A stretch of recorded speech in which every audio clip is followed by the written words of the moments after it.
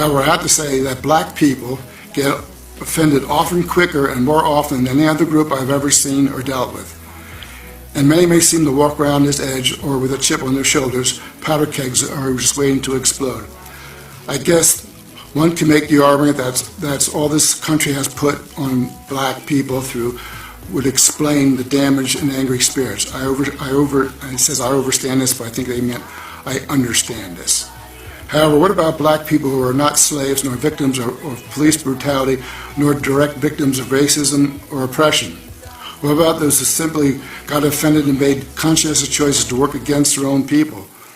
Well, I would agree that they're contributing factors. Former President Trump, the police, and embedded racism of this nation are not the sole factors which I've called black on black crime and held ignorance and offense in place. Like it or not, too many black people get offended for petty reasons at other black people and everybody else.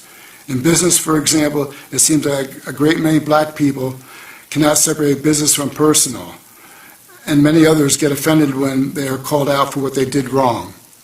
If you don't believe me, ask a young thug politely to pull up his pants or watch how he looks and responds. Ask a black person to turn down his music and observe the response. Lock the doors at a bank at 4 p.m. and watch the reaction to those who come to the door outside at 4:05. Today, our senior citizens who have learned from the parents and gained both wisdom and life experience are afraid to correct young people. Why? Because too many black people get offended and react ignorantly. Too many of our people act primitive, fighting over a parking space, shooting someone with their cell phone, what do you impacts your people and perceptions of your people? The African American community needs to grow up to be accountable from within and learn how to accept corrections for the better. This was written by a black gentleman, and it's called ThyBlackMan.com.